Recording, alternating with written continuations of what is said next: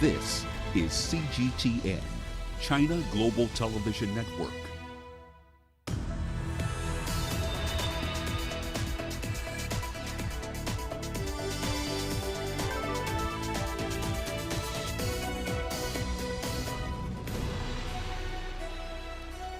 Hello there, welcome to this edition of Global Business Africa. In the course of the hour, we'll run through the business news stories you need to know about from the continent and beyond. But first, a quick update on the markets for you. Quite a bit of red ink across the board in all the bourses that we do track here today, at least within the African continent.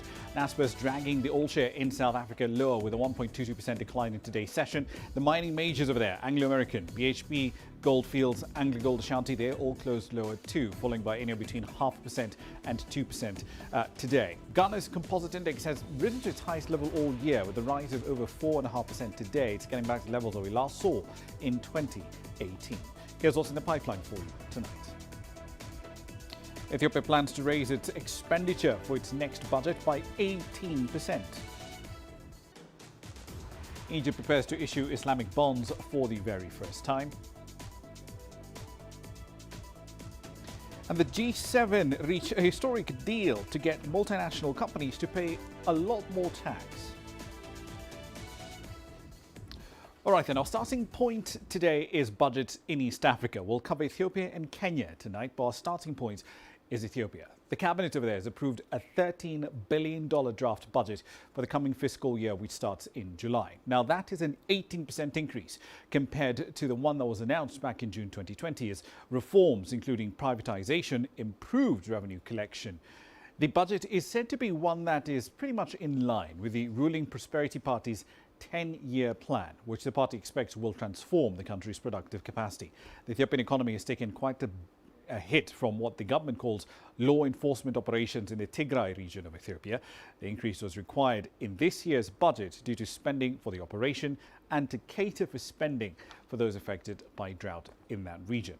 The government is also factoring in the cost of resettling the displaced, partly due to COVID-19, and fertilizer supply to farmers across the country. At the same time, the head of Africa's biggest multilateral lender has lauded Ethiopia's economic development. So far, the Abidjan-based African Development Bank's total ongoing commitment to Ethiopia is about $1.7 billion, and it covers energy, transportation and agriculture. From Addis Ababa, here's CGTN's Kirum Chala.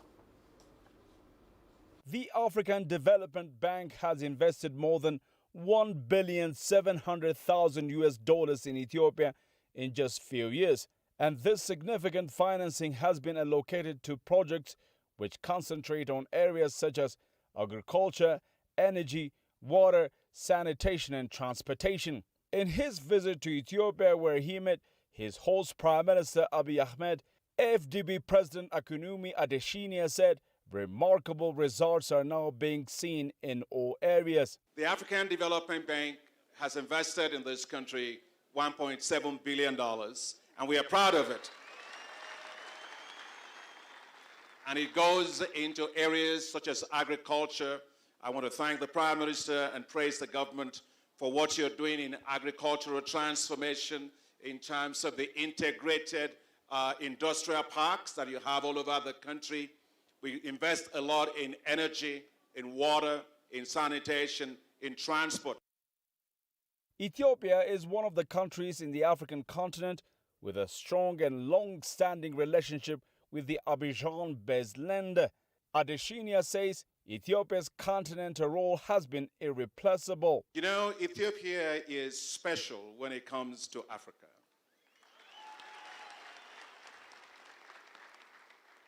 And there's a reason why the African Union is actually based here, because this is the place where unity happens. Adesina also said the bank's investment in infrastructure and energy have created a multifaceted regional impact for millions of people in the Horn of Africa. We've invested here to help to build the 1,000-kilometer road that links Addis Ababa all the way to Nairobi, all the way to Mombasa, that will increase trade by 500%. We've invested a lot in transmission lines that takes energy out of here to other parts of the region. The African Development Bank was founded following an agreement signed by member states on August 14, 1963 in Khartoum, Sudan. Since its establishment, the bank has provided billions of dollars of finance to member nations for developmental activities. Many say through that time, the bank has proved to be a key financial institution that has propelled majority of African economies. Grumtara CGTN, Addis Ababa, Ethiopia. Next door in Kenya, the finance minister later this week will be struggling to balance two competing problems in the course of the week as he delivers a budget statement for the 2021-2022 fiscal year, which starts in July. The East African economy plans to spend over $28 billion in the 12 months starting in July, even though its effective tax revenue base is barely half of that. So here's some context for you. Unemployment levels in Kenya nearly doubled as a result of the pandemic. Nearly 60% of the banking sector's loan book has been restructured. But as we mentioned, the Treasury is still planning to spend over $28 billion, even though the country had raised less than $12 billion in taxes by the end of April. At the same time, Kenya reported its first recession in 2 decades in 2020, with contractions of 5.7% in the second quarter, 1.1% in the third quarter. But the accommodation and tourism sector was especially hard hit, contractions of over 80% and 57% in those quarters compared to a year earlier. Despite the job losses, the business closures, the cuts to VAT, corporate and personal income tax were all withdrawn by Kenyan legislators in late December. So then, what sort of tax and policy support does the restaurant and hotel space in Kenya need to survive for the medium term? That's a question I put to Leonard Mudachi a few hours earlier. Until April, he was the CEO of Big Square, a fast food franchise operating in Kenya. I started our conversation by asking him to give us a sense of the devastating impact this pandemic has had on the restaurant business in Kenya. Think about it from a staffing level. You've designed a restaurant a restaurant is staffed to cater for a certain number of people, and you then overnight have 80% of those people not there to be served. So what do you do with the teams? So it was really hard felt. So the March, April was largely now trying to adapt to see what does this mean, because no one knew how long the lockdown was going to go for. Like the rest of the world, we were adapting to the great unknown and we're taking it day by day. Right. You covered this a little earlier with respect to takeaway operations. They really do not cover the costs, as it were. But I'm curious to stretch that a little bit further, because as I understand it, the bulk of revenue comes in from sit-in diners. And thankfully, at least in this market, we didn't have an alcohol ban per se. But has this experience strengthened the argument or weakened the argument for dark kitchens? I think it's definitely strengthened it, in the sense that I would say that you had the market was kind of forced to something that was sitting as a revenue stream at the periphery was then forced onto the market. And as a result, we probably were pushed 3 to 4 years ahead of where we were at pre-pandemic. It would have taken slightly longer for delivery and takeaway to go mainstream. I know retail supermarkets and other retail players have also discovered the same, in that when people were left with no option, they then took up the delivery and takeaway. They had to adopt it, in the sense that if you wanted to eat out, you didn't have an option of going to the restaurant. If you were a die-hard sit-in restaurant person, you then and wanted to enjoy a meal, you then had to take the option of ordering in. And as a result, I think we will see in the market. I'm quite excited to see what kind of new brands will evolve from this pandemic, not just globally, but also locally, in that you now have to think about how do we make dark kitchens work. I think there's a space for them. I think the market has adapted to that. But have we sorted out those last mile delivery issues? Because looking at it, to use the supermarket example that you gave, I remember in the early days of the pandemic, some CEOs in the supermarkets then, I remember having this conversation with Dan Gill over at Tuskys, and at that point they were trying to set up deliveries pretty much from scratch with virtually nothing. Staff members having to figure out how to get customer orders from point A to deliver them to their homes at a specific point in time. And we're still seeing those complaints about deliveries taking way too long to get to clients on time. Where are the pain points in that last mile delivery chain? So for us, we had kind of started warming up to that because, as you know, Nairobi specifically and Kenya in general does have quite a few and increasing third-party delivery partners. So those took the bulk of the business to start with. So you know them and you probably use them in the market. So those third-party deliveries took that up, and they have models that are designed to do that. What, of course, most retailers and restaurants were grappling with is that the third-party delivery partners don't do so free of charge. And so there's a cost to it. And if you had delivery and takeaway being a smaller portion and then it increased, so did the cost or the commission due to the third-party delivery. What sort of commissions are we talking about in this space?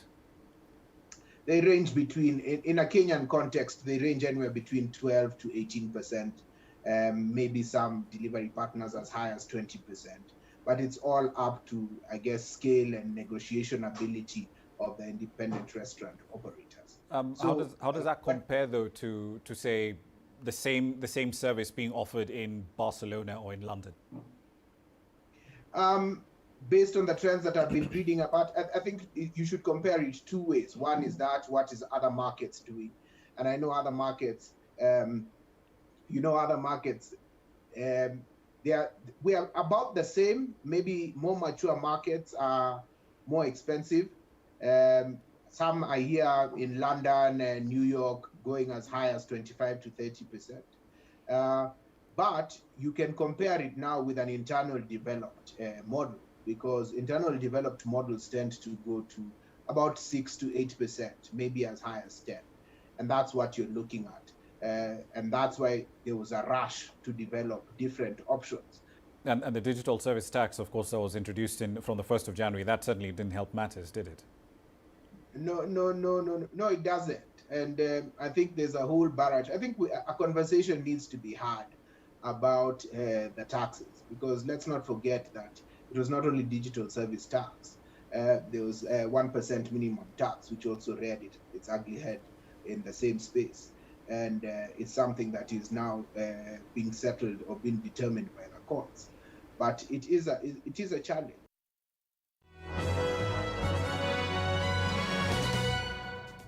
All right, then a quick run through some company news. We're still in Kenya. Kenya Breweries Limited plans to spend over $9 million setting up an additional line for local spirits production on the back of growing consumer demand. The company says the demand for spirits has been growing at a much faster pace than that of beer. And the trend has been reinforced since the onset of the pandemic, and that therefore has justified the need for an additional spirits production line.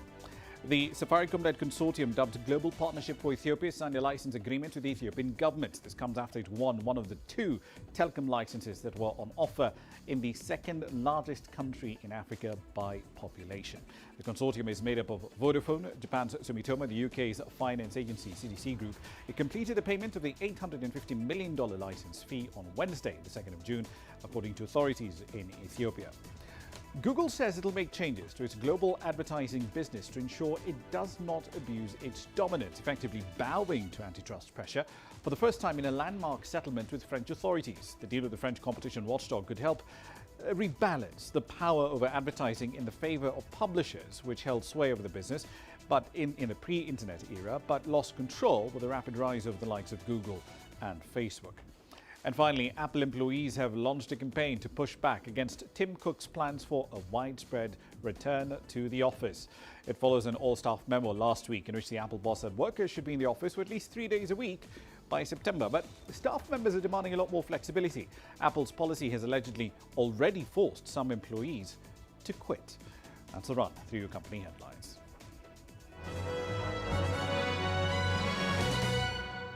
You're watching Global Business Africa. Time for a short break. Here's what's coming up.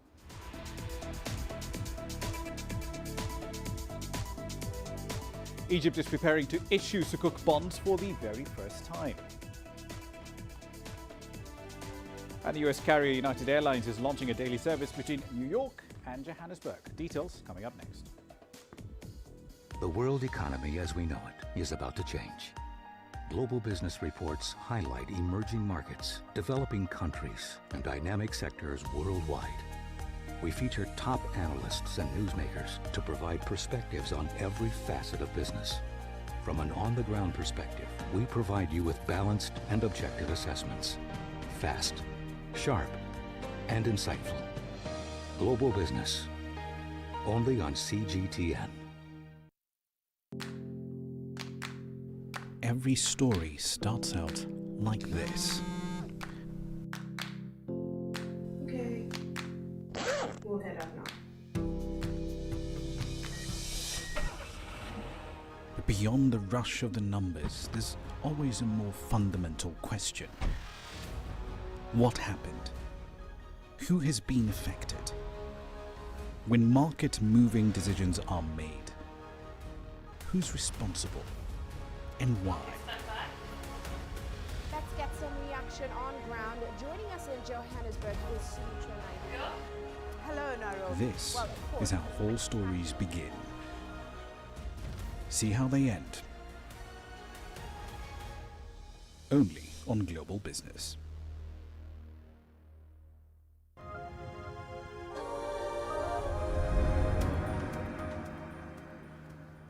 Welcome back to the program. Over the weekend, Egypt's parliament approved a new bill that effectively opens the door for the North African nation to issue sukuk bonds, essentially sovereign bonds issued that are Sharia compliant, for the first time on local and foreign markets.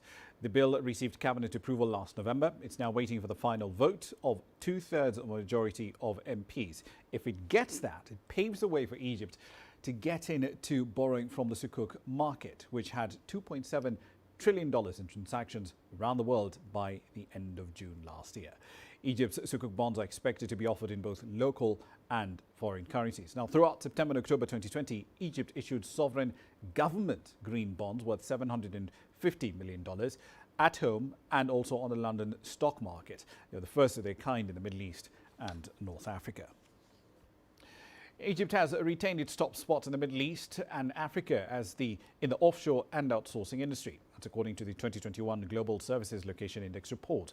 The North African state's upgraded IT system and its low cost of skilled labour are part of the reasons behind its success, as CGTN's Yasser Hakim now explains.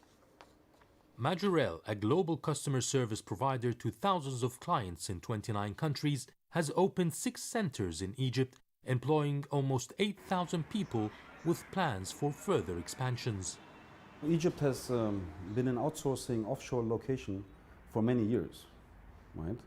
So you find most of the leading BPO companies already present in Cairo for a very good reason. You look for 3 things in our business. One of them is, do you have the talent pool? Is there an available talent pool?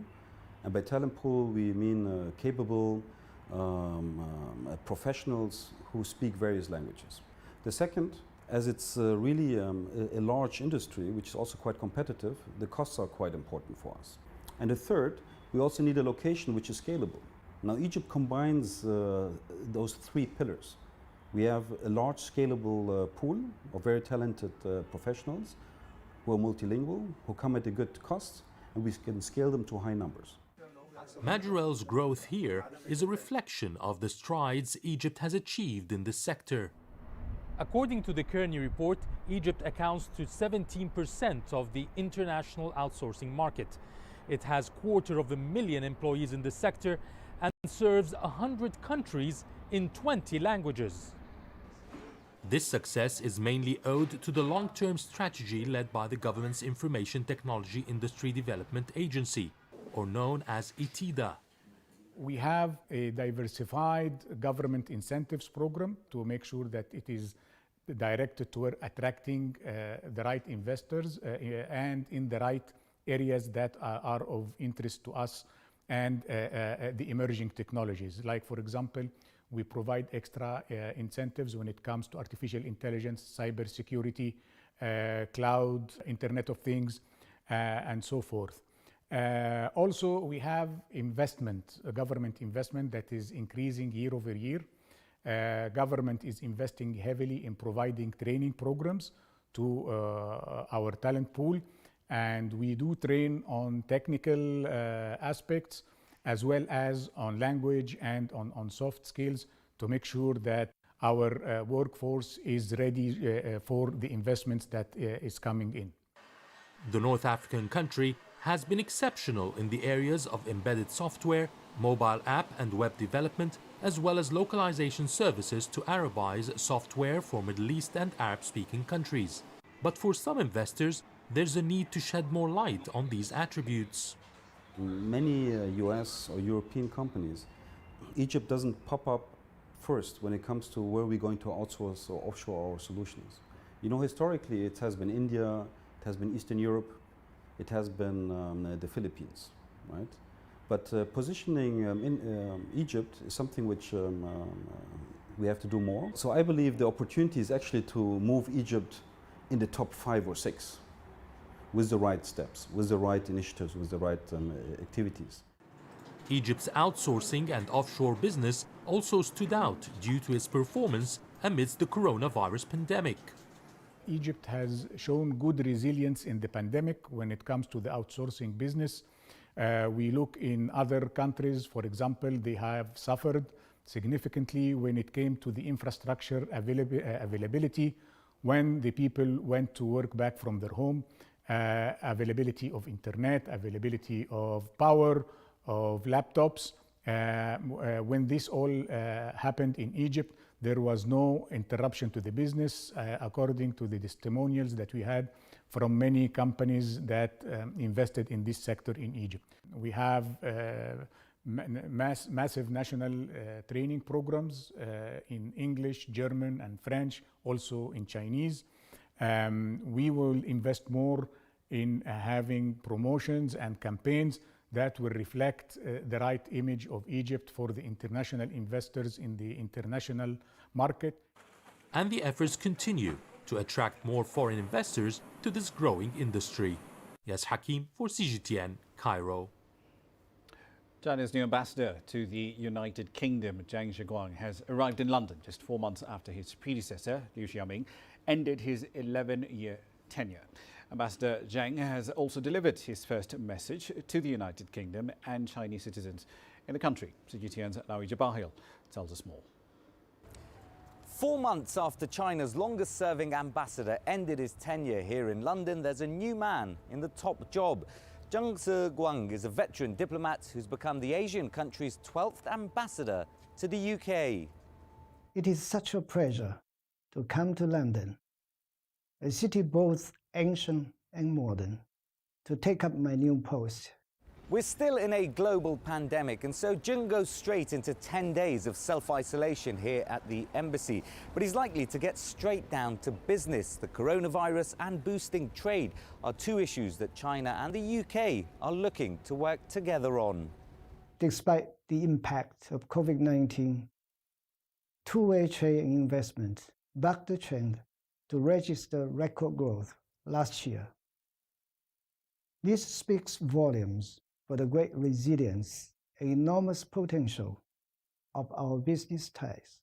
Bilateral trade is worth around $115 billion a year, and China became the UK's largest source of imports in 2020, partly due to COVID supplies. But there are serious challenges facing the relationship too. They include high-profile disagreements over Hong Kong's future, a ban on Chinese telecoms firm Huawei's work in the UK, and retaliatory sanctions over alleged human rights abuses in Xinjiang, something Beijing strongly denies. Those issues mean Zheng will have to try and calm heightened tensions. As long as the principles of mutual respect, equality, inclusiveness, and mutual learning are observed, China-UK relations will keep moving forward and make further progress. His personal background may help, as he's no stranger to the UK, having spent a year studying in the Welsh capital, Cardiff. But it's his previous experience and understanding of the United States that could prove most useful. In recent decades, Zheng has had diplomatic postings across North America, and as Britain's closest ally, the choice of an ambassador here in London that has contacts in Washington could help smooth China's messaging in the West. Naweed Jabakil, CGTN, London. United Airlines has rolled out a non-stop daily service between its hub in New York and OR Tambo International Airport in South Africa. United will be offering more non-stop services from South Africa than pretty much any other US carrier. It's also the only airline providing a daily non-stop service between Joburg and New York. Angela Coppola has the details. The service isn't Johannesburg focused. It's part of a broader Africa expansion strategy. We started this about 2 years ago when we launched new service from Newark to Cape Town. Following that, in May of 2021, we launched our new service between Washington Dulles and Accra, Ghana. The US is one of several countries that has put South Africa on a red list, warning its citizens not to travel to the country because of the heightened risk of exposure to COVID-19. There's not really a travel ban. I mean, as part of the response to the world global health crisis, right? We've limited travel from some parts of the world, other parts, but I think the main thing that we've got going here is we have a flight coming from the United States every day. I just watched people get off the flight. The plane was full. These are Americans who are coming here who spend lots of money as tourists. The South African tourism sector has been developing a two-pronged strategy to rebuild the country's tourism sector. We launched our tourism sector recovery plan, where we started with the domestic market and now we're moving into international market. And as travelers arrive, and we are hoping that those who have red listed South Africa will see that there isn't a need for you to red list South Africa to put us on the red list, because it is safe for travelers to come here, and because we've contained the virus, we're managing the virus very well. The South African Airport Management Company has also suffered extensive financial losses as international flights stopped almost overnight. Their frequencies have been allocated to them at 7 frequencies, so they have a flight every day. This flight was 95% full. Tomorrow's flight on Saturday is overbooked. That's exceptional news for us in South Africa. It's going to give us a much needed boost in tourists who are coming in vaccinated into the country, staying long and spending money in South Africa. It's really great news. This might be the first sign that the tourism sector in South Africa is coming back on stream again. Hopefully it's the start of a nice wave of traffic. I'm Angelo Coppola for CGTN in Johannesburg, South Africa. A combination of poor management, crumbling infrastructure, embezzlement and looting, particularly in two devastating conflicts fought in the DRC in 1997 and 2003, left that country's Bakwanga mine crippled by debt and at the mercy of plummeting commodity prices. The mine, in fact, had shut down at the peak of the 2008 financial crisis. It resumed operations a bit in 2011, but even now it still is a shadow of its former self. Let's take a look at how it's doing. Buji-Mayi has seen better days. It was once the home of DR Congo's state diamond company, the Bakwanga Mining Company. The town used to be filled with free-spending miners and their families who brought a giddy touch of prosperity to the remote Kasai Oriental province. But at the end of the last century, Bakwanga, locally known as Miba, began to go into a long downward spiral, taking the town with it. Locals are hopeful for a comeback. The mine is operational, exploitation is underway, but at a minimal level. Mining has resumed with a view to relaunching with the help of the government. $5 million a payment that Gekamin gave to Miba. Excavation equipment was purchased and a complete new plant was bought. Set up in 1961, Miba is 80% state-owned, while a Belgian company, Cybeca, has a 20% stake. A government audit published in May 2020 revealed serious dysfunction. Last August, President Felix Tshisekedi moved to release $5 million to allow the mining firm to get back on its feet. The first $3 million went to rehabilitating a diamond processing plant at Dizele and the purchase of a new one with an hourly capacity for 200 tons of ore. From an annual output averaging 6 million carats, mainly of industrial diamonds in the early 2000s, production was no more than 500,000 carats in 2008 and half of that in 2011. In the 80s, some 40,000 workers and their families drew their sustenance from the mining company. In contrast, today, Miba owes several months of back pay to its employees. The government owes Miba a lot of money. It does not have the will to pay this debt. If they pay Miba, Kasai will be much better off. We are waiting for the salaries for the services rendered to Miba. We do not know our fate.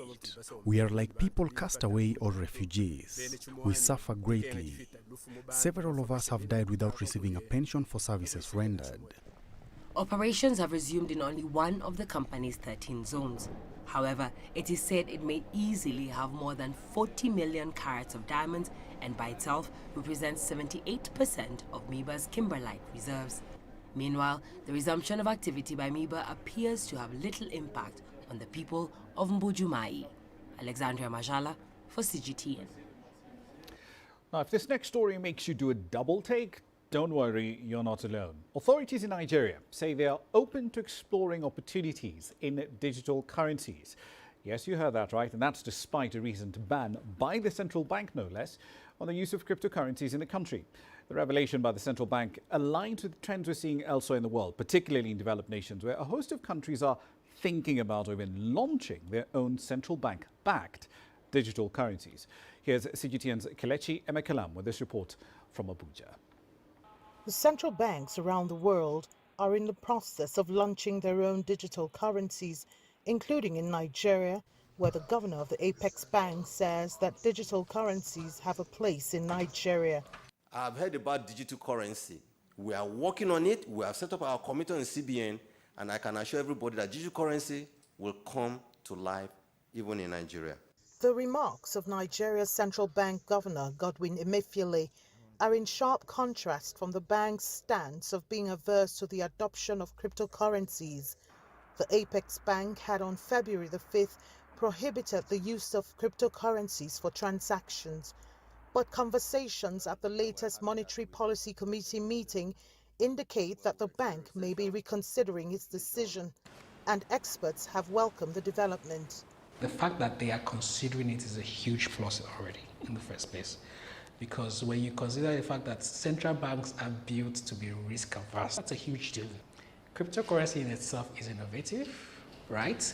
Neither good nor bad. It depends on the regulation that is built around it and who is using it, right? So what could go wrong is if we do not set up our processes correctly well, right? If we do not set up our regulations correctly well. And if regulation stifles innovation too much, it's a problem.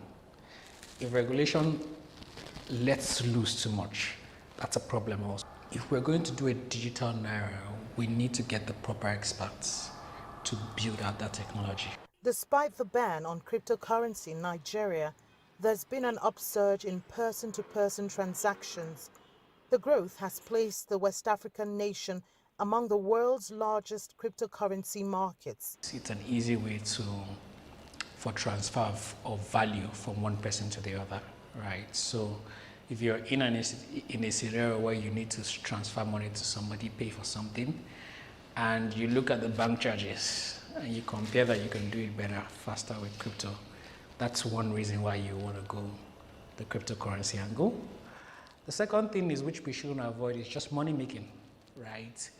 The typical Nigeria wants to make extra cash, right? That's like the typical driving force. And day by day, a lot of people are realizing that just by trading these currencies, they can make some little amount of money to keep them going. As Nigeria considers the adoption of digital currency, industry players advise that proper regulations, technology, sensitization, and experts' engagement are highly considered in the process. This move will help boost confidence in cryptocurrency trading and transactions. Kelechi Emekalam, CGTN Abuja, Nigeria. You're watching Global Business Africa. Time for a short break. Here's what's coming up.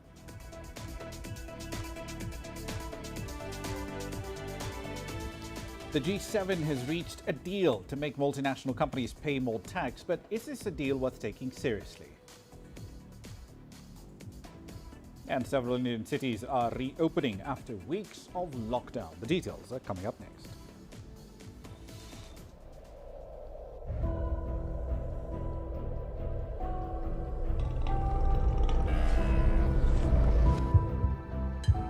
This has taken me completely out of my depth, but at the same time it's exciting. It's new, it's different, it's a challenge. It's really exciting.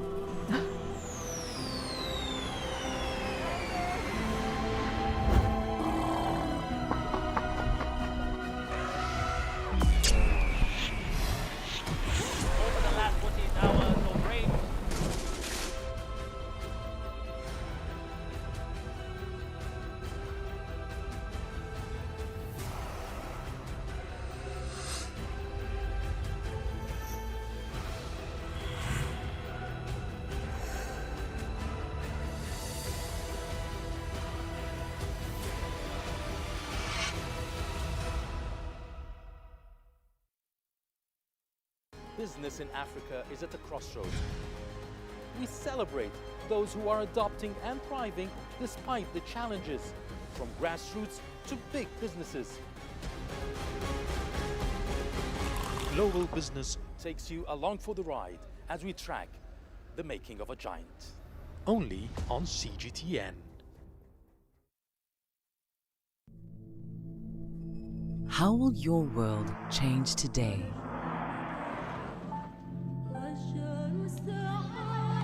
What happens here? What happens there?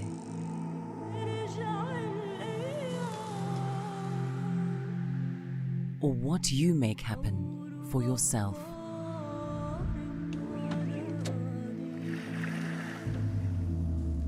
If it matters to you, it matters to us too.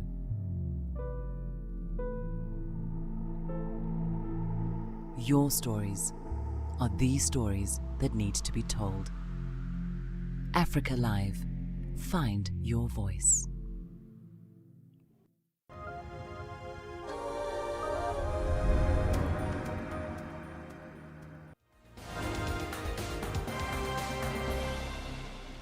Welcome back to the programme. Let's run through some of the stories making your headlines at this hour. Starting in Mali, the military commander, Colonel Assimi Goïta, has been sworn in as the new interim president of the country. This comes after he led a second coup and ordered the arrest of the then president, Bandao, and the prime minister, Mokhtar Ouad. The military leadership has faced an international backlash in the wake of that coup. France issued a temporary suspension of its military cooperation in Mali. ECOWAS, the regional political and economic grouping, suspended the country's membership until 2022. In Nigeria, a rival militant group, IS, in West Africa, has announced the death of Boko Haram's leader, Abubakar Shekau. That announcement came through an audio recording. An individual claiming to be ISWAP's leader, Abu Musab al-Barnawi, says that Shekau died last month. Now, Barnawi alleges that the Boko Haram leader killed himself by detonating an explosive, but this is yet to be officially confirmed. The Nigerian military says it's investigating this latest round of claims. 36 people have been killed, more than 30 others have been wounded in clashes in Sudan's South Darfur region. According to the state news agency, violence erupted between members of the Falata and Taisha groups in the area of Dafuk. Despite a peace deal signed between Sudan's transitional authorities and some rebel groups late last year, security has worsened quite a bit in Darfur recently. And finally, the Libyan Presidency Council has started month-long reconciliation talks. The series of meetings will focus on getting the views of all Libyan tribes before coming up with a national reconciliation agreement. The Council is also expected to give recommendations to strengthen a ceasefire that is currently in place. That's a run through your headlines.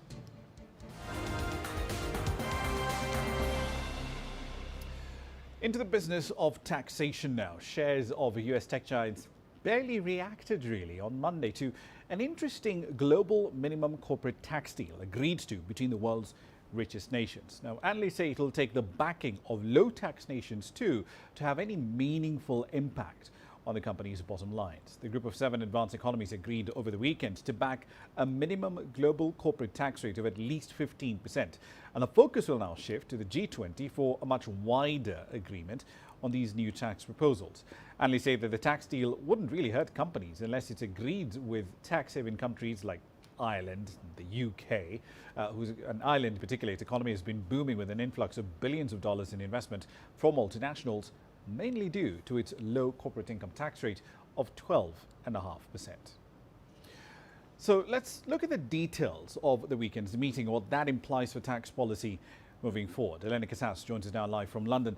So Elena, so G7 finance ministers say they have an agreement here for a global minimum corporate tax rate of 15%. But this agreement that they have, this really doesn't address the profit shifting problem in detail, does it?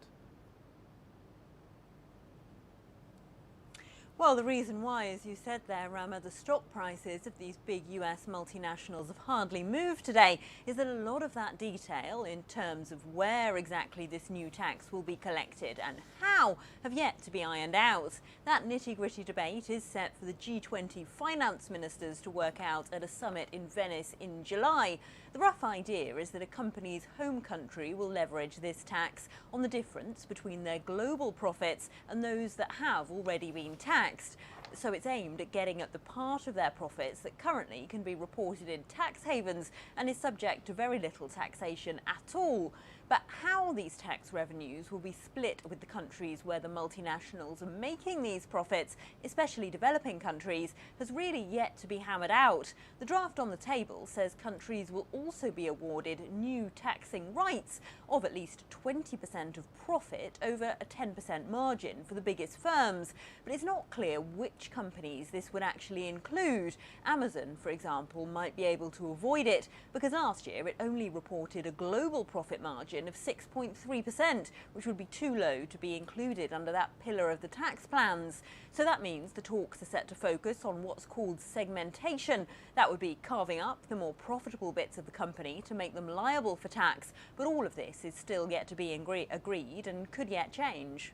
Indeed. So France had gone ahead rather famously when Donald Trump was still in office. They went ahead and imposed a digital services tax, and they weren't alone. But given the slow pace and the uncertainty we're seeing on the implementation and the lack of detail in this weekend's agreement, countries like France have no real incentive to remove that tax, do they? Because they'd basically be just giving up money.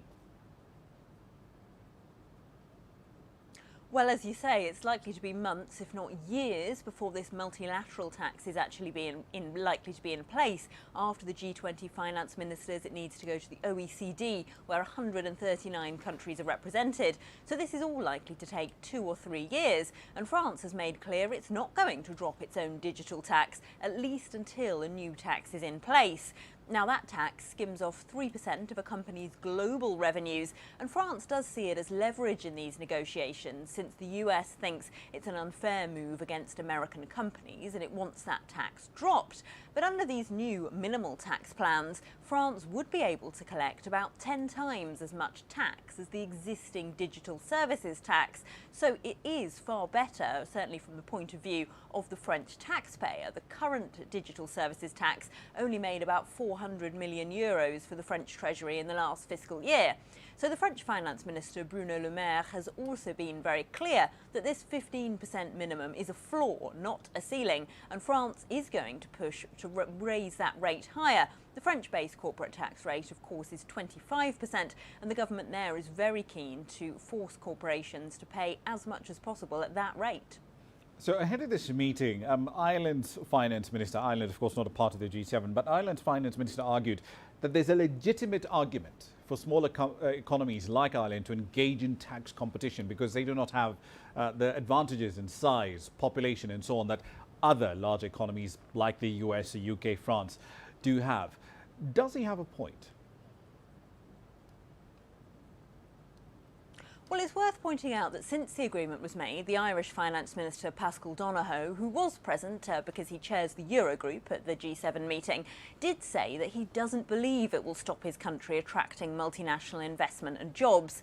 Ireland, of course, has long sold itself as a base for multinational firms because its corporate tax rate is only 12.5%. And it did make clear during the talks that, of course, it has more to lose than some of the bigger countries. But those multinationals, principally Apple, Facebook and Google, are deeply embedded in Ireland. They employ 1 in 8 workers there and account for over 80% of corporation tax receipts. So the government there says it is confident they won't relocate. And other small countries such as Luxembourg have also insisted the same thing, that low taxes aren't the only reason they attracted investment in the first place and that they are prepared to go along with a higher rate. Clearly, though, they've expected a move like this coming down the line for some time, and this 15% is closer to what they were asking for than Washington's original ask, which of course was 21%. Indeed, and 21% will still look pretty low compared to some numbers on this side of the world. Elena Casas in London, thank you. Now, several Indian cities are reopening after weeks of lockdown. Officials are reporting a drop in new COVID-19 cases. In the capital, New Delhi, railways and roads have seen a rise in traffic as many people get back to work. Here's Ravinder Bauer with this report. This Monday morning seems different in the capital city, Delhi, as the rotational unlock process begins. As the graph of COVID infection dips, markets and malls are allowed to open on an odd and even basis from morning 10 to 8 in the night. Standalone shops can open on all days. There's no gap between the shops, and by noon this place will be crowded with more customers. It's not very safe. If an infected person comes here, they will infect many others. Since there are less customers in the market, we are running the shop with less staff and trying to do most of the work on our own. For Delhiites, Delhi Metro is a lifeline which is now running with 50% capacity. From 9th June, metro trains will be inducted in full strength to achieve normal frequency. Office goers are relieved as they don't need to work from home anymore, as private offices can be opened with 50% manpower. My life came to a standstill and there was no source of income. Each day felt like a year throughout the lockdown. We should follow the instruction first, so that the lockdown never to be happened again. Like safety of our body and precautions, whatever need to be done. Delhi is among the top worst hit states by the severe second wave.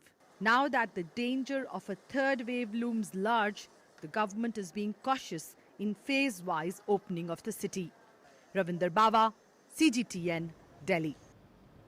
On to the latest trade data coming out of China. The country's total imports and exports went up 28% year on year to reach about $2.31 trillion in the first 5 months of 2021. According to statistics from the General Administration of China, the country's exports grew by 40% year on year between January and May. Imports surged by more than 30% over the same period. The trade surplus expanded by 56.2% year on year to over $203 billion. Now, during the first 5 months, China's foreign trade with major partners, including ASEAN, the EU and the US, all reported significant growth. The ASEAN bloc, in fact, was China's biggest trade partner, with trade up nearly 30% compared to a year ago. Now, a recent report by the American Chamber of Commerce in China shows that the world's most populous country remains a top priority for many American firms. With high-level talks between the world's two largest economies beginning again over the past couple of weeks, CGTN's Wei-Lin Tang checks in on how one American company is doing in China. These are cooling towers that go into factories, airports, metro stations, as well as data centers. American company Evapco makes the coolers. It's been doing business in China for 25 years. The Asia-Pacific business entirely is 15 to 20% of our global revenue, and China typically makes up half of the Asia-Pacific business. And certainly in the last year, with COVID and logistics challenges and markets closing, projects slowing down, China's been even more significant because the economy here has remained open. So China is a very key market for us. We'd like to see China and the Asia-Pacific market continue to grow even more. Block says Evapco has been able to avoid the impact of trade tensions between China and the U.S. because its supply chains and sales markets are here in China and the Asia-Pacific. For any American business, international business, the key to be successful here is to have a local team and be localized. You know, we're 300 employees, but only 2 of us are Americans. We're really a Chinese team. Serious trade tensions between China and the United States still persist, but this may not be an across-the-board problem. According to a recent report by the American Chamber of Commerce in China, nearly 85% of its member companies are not considering relocating their manufacturing or sourcing away from the Chinese market. The chamber in Shanghai says American companies need to be here in China, not just because of revenue and profits, but also for innovation. We're seeing a lot of our member companies are picking up innovations out of the China market and utilizing those in their global markets. And so, and that's a good thing. That's one of the reasons why we have global trade and why there's synergy between these countries. And again, we need to get back to a point where we're enjoying those kinds of benefits. Gibbs says another reason why it's important for global companies to be in China is that their next significant competitor is very likely to be from the country. So you need to be here and watching and understanding what your next competition is up to. This is very important. Over the last 10, 15 years, the Chinese domestic companies have really come up in terms of the management talent, their innovation, the development of technology. There's some remarkable competitors here, and that's a good thing. Competition, again, American companies are not afraid of competition. They just want competition to be happening on a level playing field. In the meantime, market players continue to call for China to address its market access issues, as well as strengthen its intellectual property landscape. Being able to tackle trademark infringers or someone copying an element of our design or a feature of our products, the process is quite lengthy and quite involved, and so we'd like to see ways where it might be a little bit easier or we can get more support. Foreign companies say greater IP, security, and laws in place in China will only promote greater levels of investment into the country. Wei Lintang, CGTN, Shanghai. Mattel, the maker of Barbie and Mega Bloks, recently announced it would be accepting old Barbies and other toys that would then recycle free of charge. The move comes at a time when there's growing awareness and concern about the environmental impact of toys, the majority of which are made of plastic. Karina Huber has that story on What's Hot tonight. It's estimated that 90% of toys today are made of plastic.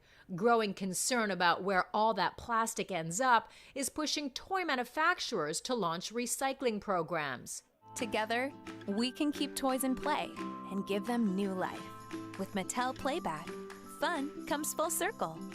Mattel, one of the largest toy makers in the world, recently announced it would recycle Barbies, Matchbox cars, and Mega Bloks, with more brands likely to be added. The company's president says materials will be extracted from old toys to make new toys. Plastics that cannot be recycled will be downcycled or converted into energy. As the consumer is becoming more and more concerned about the future and becoming more eco-friendly, manufacturers are starting to step up and starting to try and make the environment better. Waste management companies don't accept plastic toys for recycling because separating the many kinds of plastics from the metals used in toys is difficult. By one estimate, 80% of plastic toys end up in landfill, oceans, or incinerators. Most plastic toys are discarded after a very short time. Lego bricks tend to be kept for longer, but the company also realizes it has a plastic problem. It has vowed that by 2030, its colorful bricks will be 100% sustainable. Our long-term goal is to create a zero-impact product. We want to make a product that kids can inspire them and their learning and development, but that doesn't impact on the planet. The company is currently experimenting with plastic sourced from sugarcane instead of fossil fuels. This is not just good for the environment, it's good PR. According to market research firm NPD Group, 47% of shoppers worldwide opted not to buy a toy over the 2019 Christmas holiday because of sustainability concerns. Toy makers have noticed, and many are adopting green initiatives. More and more manufacturers are going to be going down this road. It's really which categories you can do. Environmentalists say parents have a role to play too. They advise passing on used toys to other families when the kids outgrow them, buying more durable and biodegradable toys, and consuming far fewer plastic toys. Karina Huber, CGTN. Quick update on commodities. WTI crude came real close to $70 a barrel once again in today's trading session. $70 is the highest it's hit all year so far. Definitely not a pleasant thing if you're looking at it from the consumer side of things, but if you're a trader and you took a bullish position on crude since Q2 last year, you've been riding an interesting wave of gains since May, with Brent and WTI higher by 39% and 42% this year alone. Here's what's coming up next.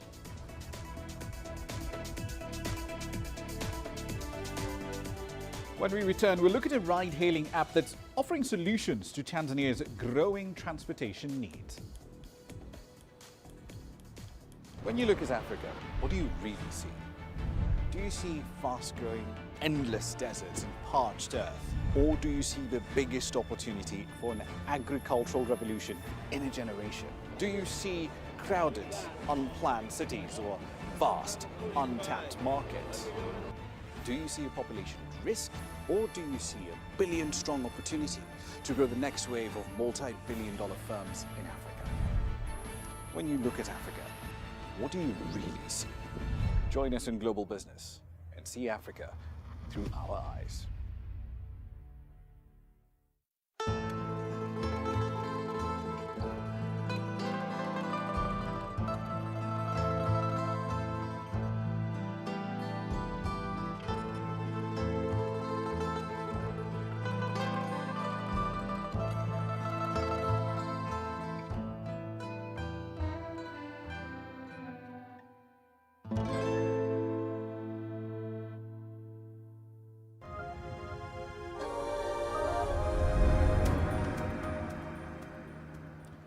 Welcome back to the program. Ride-hailing services in Tanzania have been steadily growing in recent years, particularly in urban areas.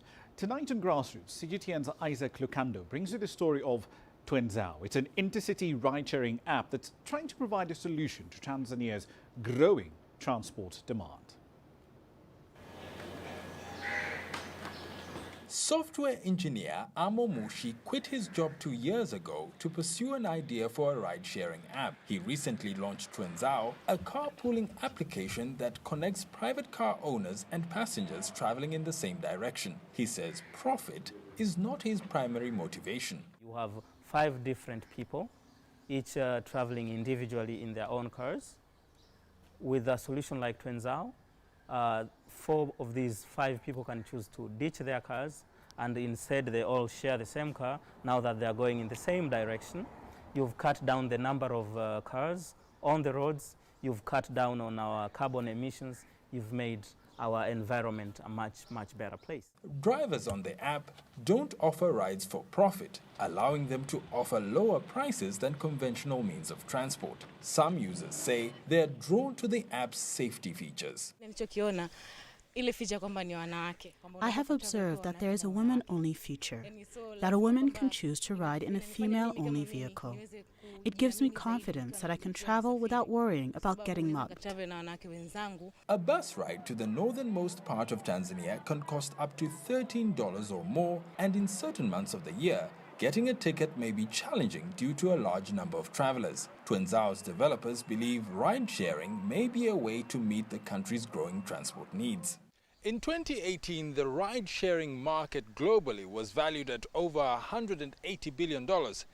That figure is expected to exceed $210 billion by 2026, and app developers like Amo are hoping to get a share. Amo is one of hundreds of app developers that are fueling Tanzania's innovation ecosystem. This innovation expert says that homegrown apps that go global should be the goal of all developers in the country. It increases our visibility and shows that we are capable. It will also create more jobs. There is also the fact that many of the innovations used in Tanzania and in Africa are profiting places like Europe, because when you bring technology, you pay for licenses, so this money will remain in the country. Amo already has 500 registered drivers on his app and has dreams of one day expanding to the rest of Africa. But first, he hopes to ensure that travel to Tanzania's furthest regions is accessible by the simple touch of a button. Isaac Lukando, CGTN, Dar es Salaam. Right then, a quick run through the currencies. With respect to the rand, it just keeps growing from strength to strength. 1359 is a number we're looking at the moment. Essentially, at these levels, it's back to where it was in early 2018. Might it break past the 13 level going to the 12s? We'll have to wait and see. The key thing to watch for, at least within East Africa, are the budgets that are going to be coming your way on the 10th of June. Spending plans from Kenya, Tanzania and Uganda. Watch out for their spending plans. We'll have details and analysis on all of those in the course of the week. That's it for this edition of Global Business Africa. As always, we'd like to hear your thoughts on the content you've seen on the program in the last hour. Many ways to get your feedback back to us, all of them on your screens right now. I'm Ramah Nyang in the Kenyan capital, Nairobi. Thank you for your company in the last hour. The World Today is up next from Washington, D.C.